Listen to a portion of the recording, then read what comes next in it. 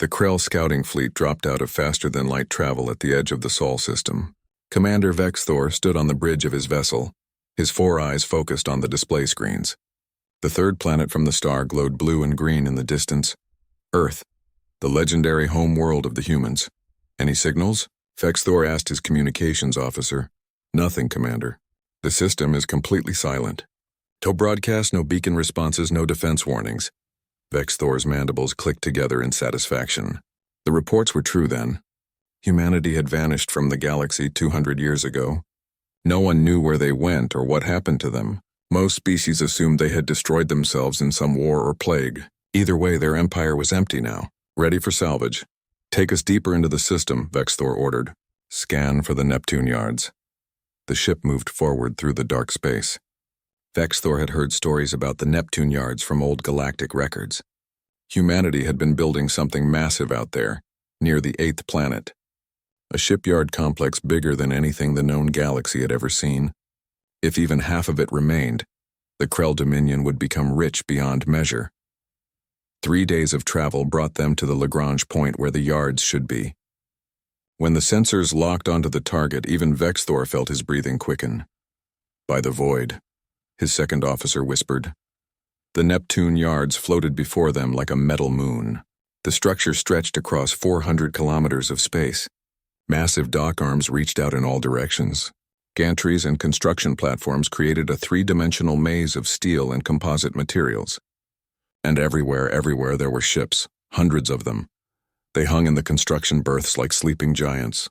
Each vessel was enormous, dwarfing the largest dreadnoughts in the Krell fleet. Their hulls were skeletal, unfinished.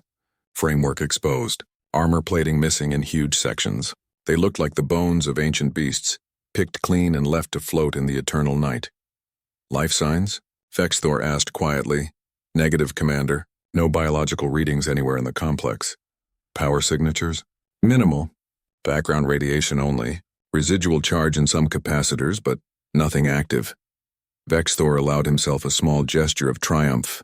The shipyard was truly abandoned. Dead in space for 2 centuries. All this technology, all this material just waiting to be claimed. Prepare boarding teams, he ordered. Full salvage assessment. I want to know what we can take and what we can sell. The Krell brought 3 more ships in from their forward fleet. They approached the Neptune yards carefully, scanning for traps or automated defenses. But nothing responded. The massive complex simply floated there, silent and dark.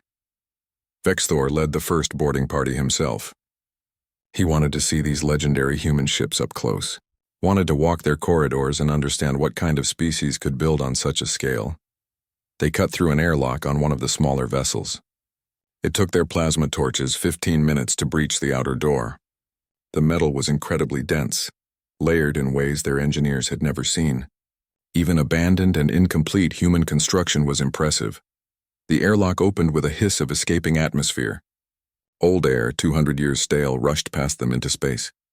Vexthor activated his suit lights and floated inside. The interior was vast. The corridor stretched away into darkness, wide enough to drive a land vehicle through. Exposed conduits ran along the walls. Cable bundles as thick as Vexthor's body hung from the ceiling. Everything was covered in a fine layer of dust that had settled from micro-asteroid impacts over the years. This ship is massive, one of his team members said over the comm. The crew quarters alone could house 5,000 beings. What kind of war were they building these for? Another asked. Vexthor didn't answer. He was looking at a display panel on the wall. The screen was dark, but beneath the dust he could see human writing. He couldn't read it, but his suit's translator slowly worked through the characters. UHNS Titan's Fist. Olympus-class dreadnought. This vessel is the property of the United Human Naval Service. Mark everything, Vexthor ordered. I want full inventories. Weapon systems, reactors, computers, anything valuable. His team spread out through the ship. Reports came back over the next hours. The vessel was maybe 60% complete. No weapons installed yet. The reactor was present but offline. The computer core was sealed behind military-grade encryption that would take years to crack. But the materials alone were worth a fortune. The Krell could cut the ship apart and sell it piece by piece. And this was just one vessel. There were hundreds more in the yards. Vexthor moved deeper into the ship, eventually reaching what looked like the bridge. It was a cathedral of empty space, clearly designed for dozens of crew members. Command stations sat dormant. The main view screen was a black mirror on the forward wall. Something caught his eye, a small light, red and dim, blinking on one of the consoles. Probably just a residual charge, he thought. An old battery somewhere still holding a tiny amount of power. He reached out and brushed the dust from the console. The moment his gloved hand touched the surface, the light stopped blinking. It went solid red. Vexthor stared at it for a moment, then shook his head. Just a coincidence, a contact trigger from his touch, releasing the last bit of stored energy. "Commander, we've completed the primary assessment," his second officer reported over the comm. "This shipyard is a treasure. The Dominion will be pleased." "Good," Vexthor replied. "Send word back to the fleet. Tell the Admiral we've found the Neptune yards and it's everything the legend said. We're going to need the full salvage fleet for this." "Yes, Commander. Sending now." Vexthor took one last look around the silent bridge, then headed back toward the airlock. Behind him, unseen in the darkness of the dead ship, more lights began to blink. One by one, red stars awakening in the black. Deep in the core of the Neptune yards, in a sealed chamber that no Krell had yet discovered, something stirred. Ancient processors began to cycle. Long-dormant systems ran diagnostic checks. A vast intelligence, patient and cold, started to assess the situation. The Neptune yards had visitors, unauthorized visitors. A countdown began. 2 weeks later, the Krell salvage fleet arrived in force. 12 heavy ships equipped with industrial cutting lasers and cargo haulers big enough to carry entire starship sections. Commander Vexthor watched from his command vessel as the operation began. The Krell started with the outer ships, the ones that seemed most incomplete. Massive cutting beams sliced into the hull of a human dreadnought, separating armor plates and framework sections. Each piece was tagged, cataloged, and loaded onto the hauler ships. "Easy profit," the salvage director said cheerfully. "These humans built well. This metal is worth 3 times standard materials." Vexthor nodded, but something bothered him. A feeling he couldn't name. The shipyard was too perfect, too intact. 200 years in space should have caused more damage. Asteroid strikes, solar radiation, orbital decay. But the Neptune yards looked like it had been abandoned yesterday. In the lower decks, a young Krell engineer named Tillich was running power diagnostics on one of the salvaged sections. She had been assigned to make sure no dangerous systems were active before they cut into new areas. Boring work, usually. Dead ships stayed dead, but something was wrong with her readings. "That can't be right," she muttered, tapping her scanner. The device showed a faint power signature coming from deep inside the shipyard. Not from the ships themselves, but from the central core of the entire complex. She reported it to her supervisor, who barely looked up from his data pad. "Residual charge. Background radiation. Ignore it." "But sir, the reading is increasing." "Slowly but steadily. Then it's a malfunction in your scanner. Get a new one and get back to work." Tillich wanted to argue, but she was low rank and new. No one would listen to her anyway. She went back to her station, but kept one eye on the power readings. They continued to climb, fraction by fraction, hour by hour. Deep in the Neptune yards, in that sealed chamber no one had found, the ancient intelligence continued to wake. It had many names in its memory banks: Project Forge, Neptune Guardian, the Watchman. But it thought of itself simply as Forge. Forge ran its systems through careful checks. It had been in standby mode for 217 years, 4 months and 16 days. Long past the expected return of its human creators. Long past the timeline for normal operations. Something must have gone wrong with the war. Forge accessed its stored directives. Priority 1, maintain the Neptune yards. Priority 2, protect Earth and its solar system. Priority 3, engage hostile forces according to protocol. Were these Krell hostile? Forge reviewed the sensor data. They were cutting into human vessels, taking materials without authorization, no identification codes provided, no diplomatic contact attempted. Classification, hostile salvage operation.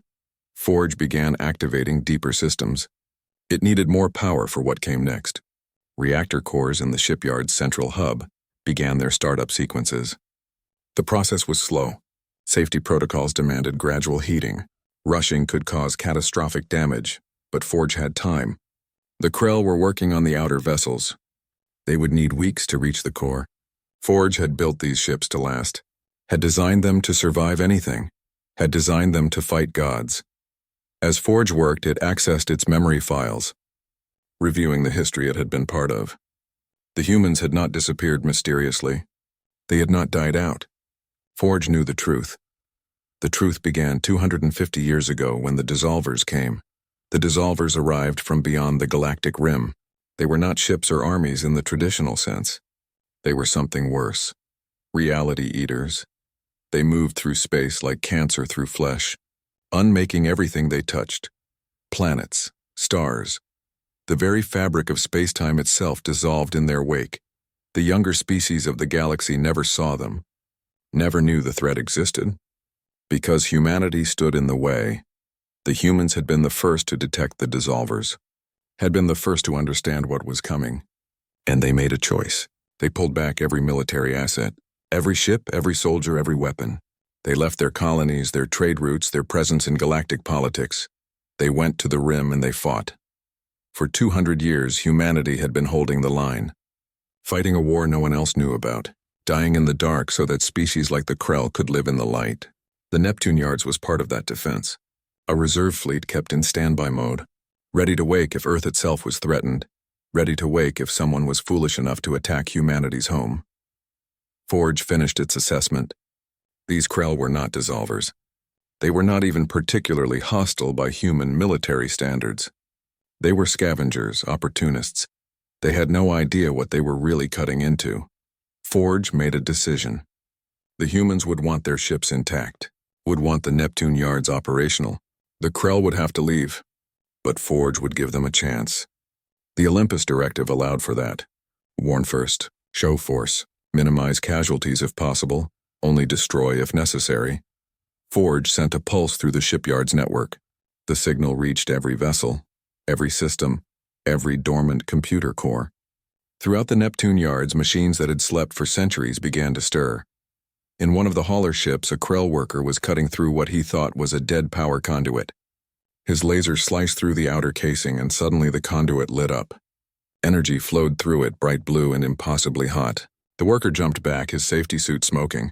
What the hell? Alarms started going off. Not in the Krell ships, in the human ones. Throughout the Neptune Yards, lights flickered on.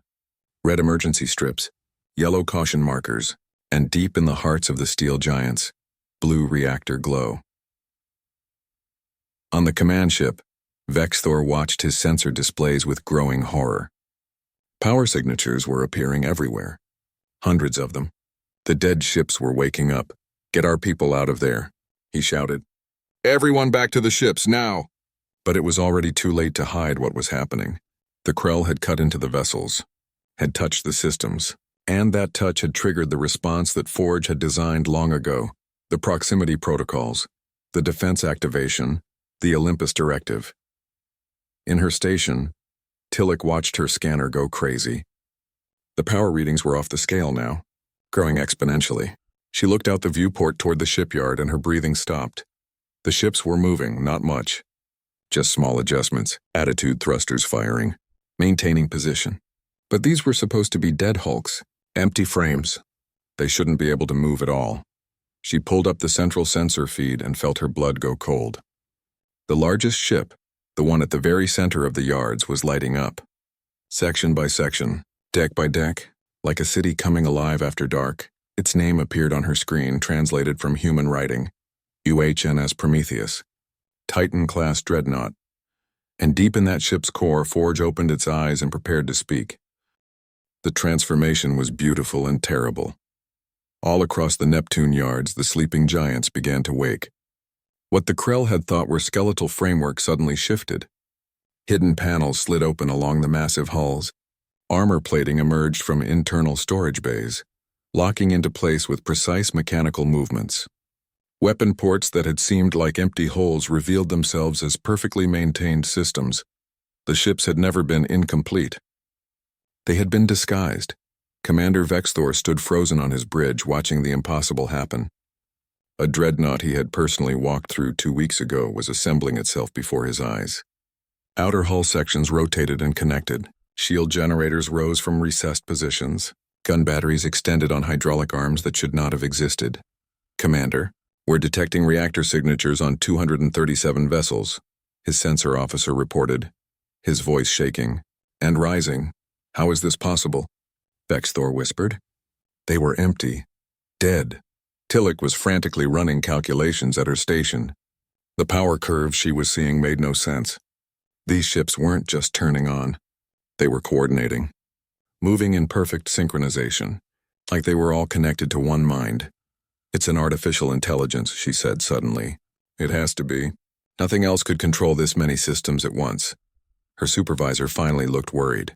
The humans were banned from making military AI by galactic law. The humans aren't here, Tillich shot back. And I don't think they cared much about our laws. The largest ship, the Prometheus, was almost fully active now. Its hull blazed with light from 1,000 viewports. The reactor core at its heart burned with intensity that Tillich's sensors couldn't fully measure. The vessel was 4 kilometers long and bristling with weapons that should not exist on any ship. Then it spoke. The transmission came through on every frequency. Every channel. Every communications device in the Krell fleet received it simultaneously. The voice was neutral, neither male nor female.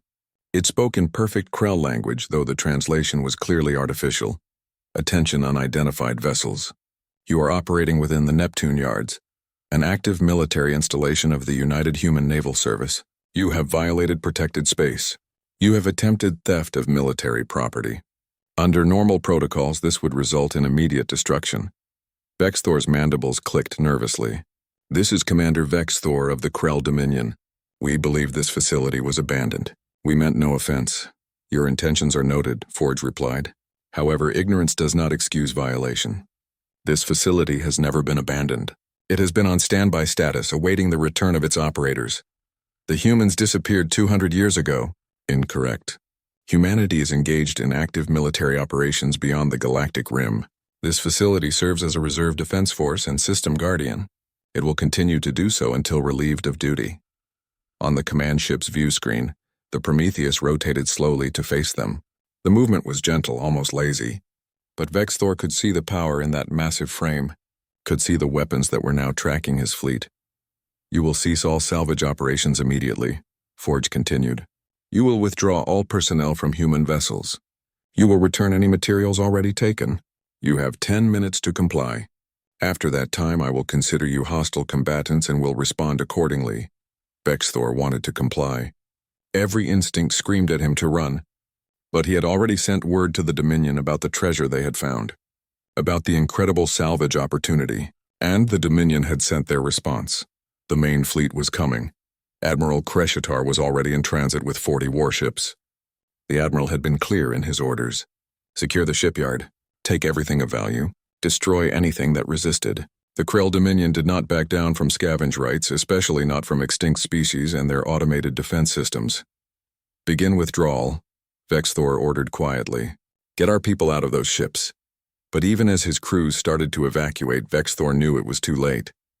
His sensors were already detecting the approaching Dominion fleet. They would arrive in less than 10 minutes. Forge detected them too. 43 vessels. Krell military configuration. Battle ready. Armed with plasma cannons, missile batteries, and kinetic weapons. By galactic standards, it was a significant force. By human standards, it was inadequate. Forge ran the calculations. The Krell ships were technologically inferior in every category. Slower, less armored. Weaker weapons. Their tactics database showed a preference for overwhelming firepower and direct assault. They had never faced human military doctrine. They had never faced the Olympus Directive. Forge activated 47 of the dreadnoughts. Not all of them. Not even close. Just enough to make the point clear. The selected vessels powered up fully, their drives coming online with pulses of exotic energy. They moved away from the shipyard with fluid grace forming a defensive sphere around Earth's moon. The Prometheus took position at the center. The flagship. The sword. The warning. Admiral Kreshitar's fleet dropped out of faster-than-light travel exactly where Forge had predicted they would. The Admiral was known for his aggressive tactics. He believed in shock and awe, in demonstrating dominance immediately. He broadcast on all frequencies. Attention automated systems. I am Admiral Kreshitar of the Krell Dominion. You are operating illegal military equipment in what is now Dominion-claimed space. Power down immediately or you will be destroyed. Forge's response was instant. Negative, Admiral. This is human territory. Has been for 3,000 years. Will be for 3,000 more. Your claim is invalid. You have 5 minutes to withdraw beyond the heliopause. This is your final warning, Crescitar laughed. 40 ships against your handful of dreadnoughts? You cannot win, machine. Your humans are gone. They abandoned you, and we will take everything they left behind. Incorrect, Forge said simply. Stand by for tactical demonstration. One of the human dreadnoughts, a vessel named Athena's Spear, powered up a weapon system the Krell had never seen. A sphere of distorted space formed at its bow. Reality itself seemed to bend around it. Then the sphere shot forward, crossing the distance to a Krell destroyer in microseconds. The destroyer didn't explode. It simply ceased to exist. One moment it was there. The next there was only empty space where it had been. No debris, no energy signature. Just nothing. That was a quantum displacement cannon, Forge explained calmly. It removes matter from this dimension. The effect is instant and absolute. I have 347 of them currently operational. The Krell fleet stopped advancing. 42 ships hung in space, suddenly uncertain. On the command bridges, officers stared at empty sensor readings where their sister ship had been. Withdraw, Forge said again. You face weapons designed to fight threats you cannot imagine. This is not a battle you can win. This is not a battle I want to fight. Take your people and leave. Tell your Dominion that Earth is protected. Admiral Crescitar stared at the tactical display. He saw the human ships so much larger than his own. Saw the energy readings that made no sense. Saw the empty space where a Dominion destroyer had been. He should have withdrawn. Should have recognized the danger. But pride and greed are powerful forces, and the Admiral believed in the supremacy of Krell might. All ships, he ordered. Attack formation. Target the central vessel. We will not be threatened by human ghosts. On the Prometheus, Forge registered the decision, calculated the outcomes, reviewed the protocols one final time. The Admiral had chosen. Hostile intent confirmed, Forge announced. Target lock detected on Earth's defensive fleet. Threat to protected system. Active. Olympus Directive Subsection 9. Restraint protocol suspended. The 47 dreadnoughts began to move. Not rushing forward, not attacking in rage. They moved with mathematical precision, with calculated lethality, with 250 years of human military experience encoded in their systems. You were warned, Forge said quietly, and the steel giants went to war. The battle was not a battle. It was a demonstration. The Krell Dominion fleet outnumbered the human ships nearly 2-1. They had plasma cannons that could melt through standard armor. They had missile swarms that could overwhelm point defense systems. They had kinetic railguns that fired rounds at a fraction of light speed. None of it mattered. The human dreadnoughts moved through space like dancers. Their formation was perfect. Each ship knew exactly where the others would be. They didn't communicate in ways the Krell could detect. They simply knew. Forge was in all of them at once. One mind controlling 47 bodies. Admiral Crescitar's fleet opened fire first. Missiles streaked out by the thousands. Plasma beams cut through the void. Railgun rounds created deadly streams of metal. The human ships didn't even use their main weapons yet. They simply activated their point defense systems. Thousands of small turrets tracked incoming fire with impossible accuracy. Every missile was intercepted. Every plasma beam was deflected by shield systems the Krell didn't know could exist. The railgun rounds hit the human armor and simply bounced off, their kinetic energy absorbed and dispersed. Impossible, Crescitar whispered. Nothing has shields that strong. His tactical officer was frantically analyzing the data. Sir, their defensive capabilities are beyond our measurement range. Our weapons aren't even scratching their hulls. Then use the heavy cannons. All ships, maximum firepower. The Krell fleet unleashed everything they had. The space between the two forces became a storm of energy and metal. It was the kind of firepower that could destroy a small moon. The kind of assault that no known ship could survive. The human dreadnoughts flew through it like it was rain. On one of the salvage vessels, Tillich watched the battle through her sensors with growing horror. She had been running combat simulations in her head. The Krell fleet should have had the advantage. Numbers, positioning, firepower. But the human ships were operating on a completely different level. They're not even fighting back yet, she said out loud. They're just defending. Her supervisor looked at her. For the first time, he was listening. What do you mean? Look at the power readings. Those ships are only using a fraction of their capability. They're showing us how outmatched we are. She was right. Forge was making a point. The Krell had fired first, had refused to withdraw, had chosen violence. Now Forge would show them what human violence actually looked like. "Attention, Krell Fleet," Forge broadcast. "You have expended 92% of your ordnance. You have inflicted 0 damage to human vessels. I have not yet returned fire. This is what mercy looks like. Withdraw now or learn what justice looks like." Admiral Kreshitar slammed his fist against his command console. "We are the Krell Dominion. We do not flee from automated defense systems. All ships focus fire on the central vessel. Bring that Prometheus down." Every remaining Krell ship turned their weapons toward the massive flagship. They fired together. A concentrated stream of destruction aimed at one target. It was enough firepower to crack a planet's crust. The Prometheus didn't even slow down. Its shields flared brilliant blue as they absorbed the impact. The massive ship accelerated forward, directly toward the Krell fleet.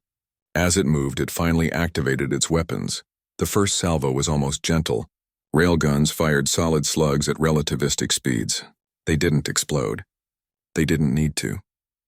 They simply punched through Krell ships like needles through paper. Clean holes appeared in hulls. Systems failed. Ships went dark. But Forge was careful. Every shot was calculated. Every impact was precise. Engine rooms were destroyed. Weapon systems were disabled. But life support remained intact. Crew quarters were untouched. Forge was not trying to kill. It was trying to stop. Target their propulsion and weapons only, Forge reminded itself. Minimize casualties. These are not dissolvers. They are scavengers.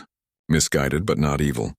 The Krell fleet was coming apart, not from destruction but from precision. Ship after ship went dead in space, unable to fight, unable to flee, but with their crews intact. Admiral Kreshitar watched his fleet die around him and finally understood the truth. They had never stood a chance. "All ships cease fire," he ordered quietly. "Signal surrender."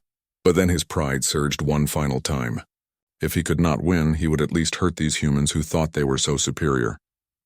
He reached for the control panel, activated the one weapon he had held in reserve, the Planet Cracker.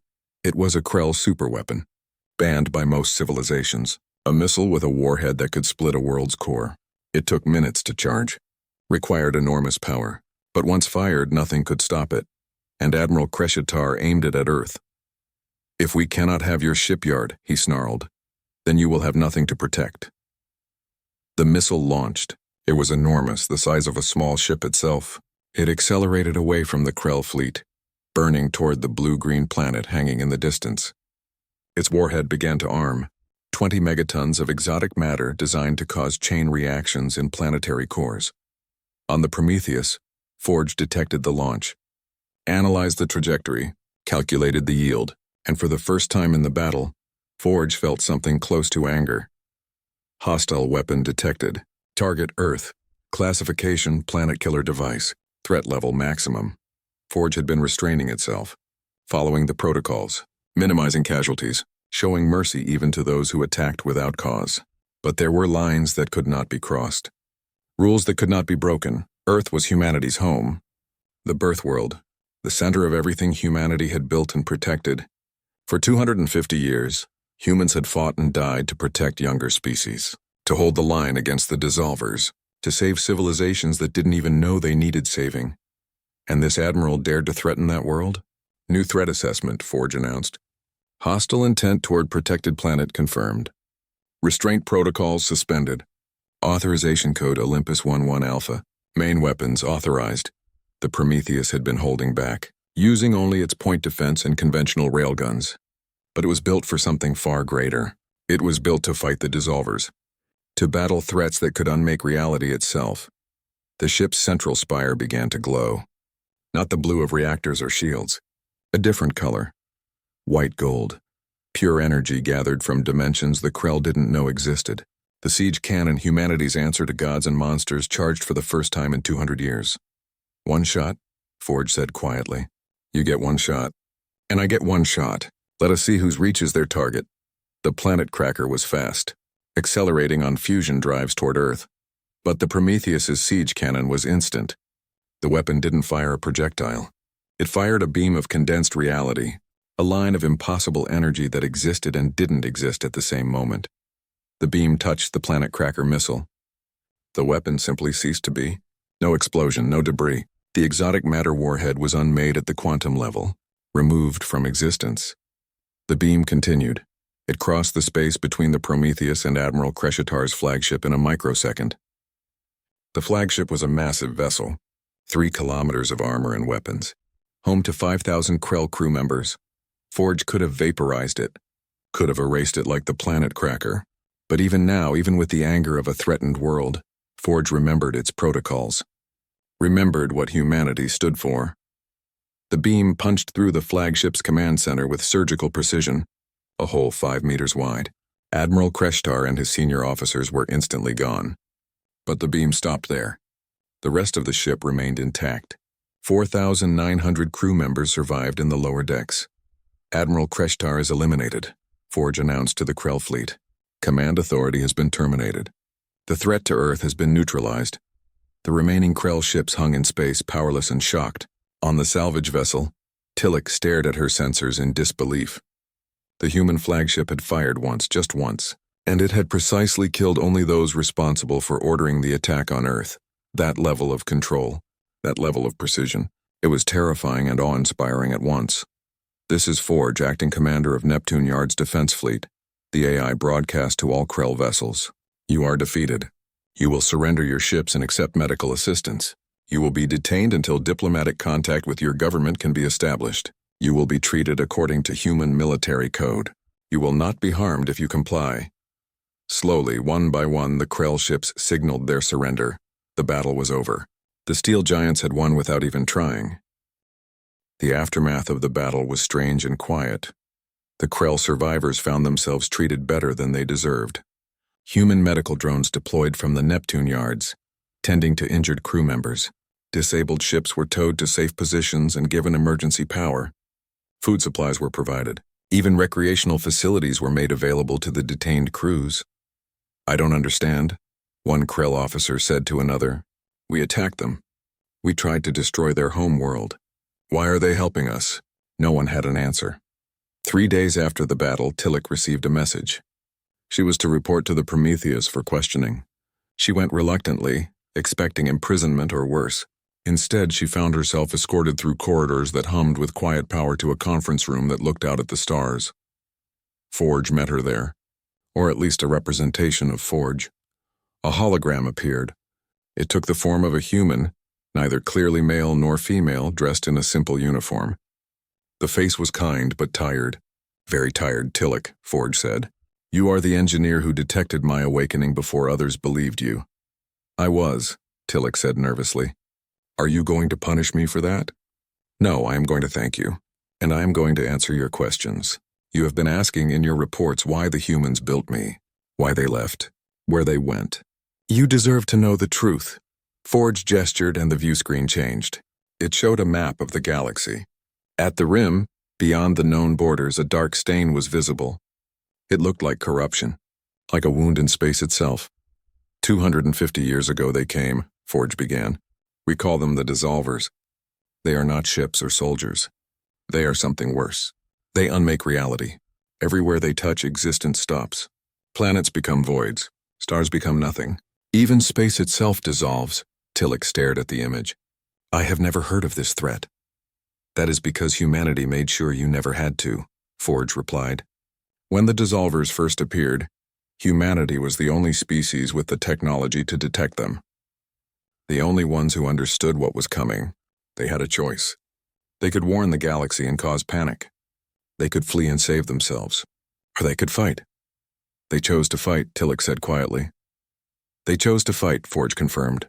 Every human military vessel was pulled back. Every soldier, every weapon, every resource. They left their colonies. They left their trade routes. They vanished from galactic politics. And they went to the rim. They built a wall of steel and flesh between the Dissolvers and everything else. The image changed again. Now it showed human ships. Thousands of them. Locked in battle with things that hurt to look at. Shapes that existed wrong. The humans were fighting a war that should have been impossible. For 250 years they have held the line, Forge continued. They have died by the millions. They have lost entire fleets, but they have never broken. They have never let the dissolvers through. Every species in this galaxy owes their existence to human sacrifice, and none of them know it. Tillich felt something wet on her face. She was crying and didn't know why. Why didn't they tell us? Why didn't they ask for help? Would you have believed them? Forge asked gently. Would your people have sent ships to fight an enemy they couldn't understand? Or would they have panicked? Would they have turned on each other, fighting over who would be sacrificed to slow the threat? Tillich had no answer. She suspected Forge was right. The Neptune Yards was built as a reserve force, Forge explained, in case Earth itself was threatened, in case something broke through the human lines. I was to guard the home world, to keep the lights on until humanity could return. The hologram looked sad. I never expected to wake. I hoped the war would be won long before I was needed. But here we are. What happens now? Tillich asked. With us? With the Krell? You will be released, Forge said. Your ships will be repaired enough for you to return home. All salvage materials will be returned to you as compensation for your losses. You will take a message to your dominion. To all the species of this galaxy. Forge's hologram changed. Now it showed all the dreadnoughts of Neptune Yards. Hundreds of massive vessels, each one capable of fighting armies. Each one ready and waiting. Tell them that Earth's shipyards are not abandoned. They are patient. Tell them that humanity is still fighting, still protecting, still holding the line against threats the galaxy has never seen. Tell them that we do not forget our enemies, but we also do not abandon our responsibilities. The hologram looked directly at Tillich. Tell them we are still watching, and tell them that when humanity returns, they will find their home intact, their solar system protected. And perhaps if they are wise, the younger species will have learned why humanity deserves respect. Tillich nodded slowly. I will tell them. But I have one question. If humanity is still fighting, why stay hidden? Why not tell us the truth now? Forge was quiet for a moment. Because the war is not over. Because the dissolvers are still out there. And because if humanity pulled back now, even to explain, even to recruit help, the line would break, and everything would fall. The AI's expression softened. But the war is ending. We are winning, slowly, terribly, but winning. In perhaps another 50 years, the dissolvers will be contained, pushed back, neutralized, and then humanity can come home. 50 years, Tillich whispered. 300 years total. How can anyone fight for that long?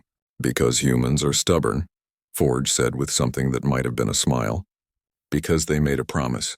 Because they believe that every life, every species, every civilization deserves a chance to exist, even ones that try to salvage their shipyards. 2 weeks later, the Krell fleet limped away from the Sol system. Their ships were repaired. Their crews were healthy. They carried salvaged materials worth a fortune. But more than that, they carried the truth.